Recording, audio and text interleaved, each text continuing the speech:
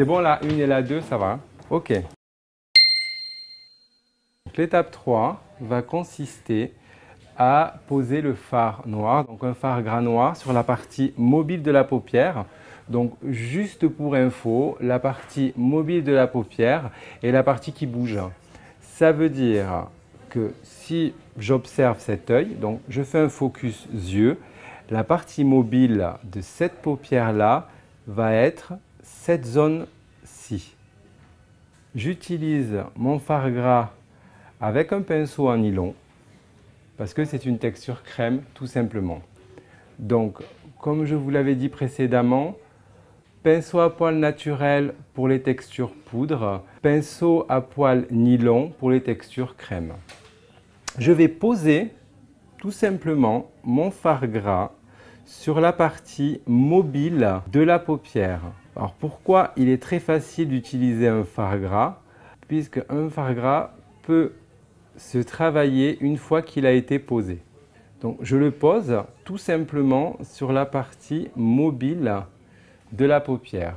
Une fois que j'ai posé mon fard gras, je vais pouvoir dégrader mon fard gras à l'aide d'un pinceau à poil naturel que je vais poser sur le pli naturel de l'œil et je vais faire extérieur, intérieur, extérieur, intérieur.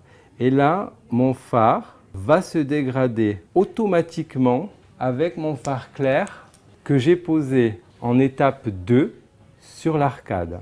Et le dégradé se fait tout seul. J'ai utilisé dégradé au niveau du pli naturel de l'œil, puis avec un pinceau plus large pour terminer mon dégradé.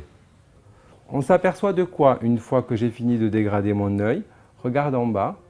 J'ai un charbonneux naturel qui est très intense au niveau de ras du cil et plus on va vers l'arcade, plus on a un dégradé qui se fait naturellement et plus la couleur est dégradée, donc moins intense. Donc le résultat final, c'est point de lumière ici, intensité sur la partie mobile de la paupière et le dégradé au niveau du pli naturel de l'œil. Donc ce qui est tendance, c'est d'avoir un smoky rond qui est actuel et qui est un résultat que vous allez voir sur tous les magazines cet hiver. Donc du smoky, vous allez en voir.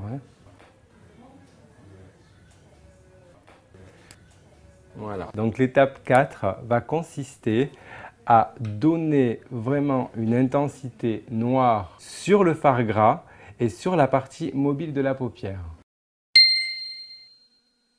Je vais poser mon fard sec noir sur mon fard gras donc, et sur la partie mobile de la paupière. Je vais juste poser la couleur. Comme j'ai utilisé en étape 3 un fard gras, ma poudre va se poser très facilement sur ma partie mobile de l'œil. Et là, vous devez être hyper contente. J'ai aucun dépôt de fard noir sous les yeux. Ça, c'est la hantise du smokey eyes. C'est d'avoir, en appliquant le fard noir, un dépôt sous l'œil qui, quelque part, va créer une deuxième cerne. Donc là, le fait d'avoir mis mon fard gras, je vais avoir une base qui va me permettre d'avoir un noir pur et net sans avoir un dépôt sous les yeux.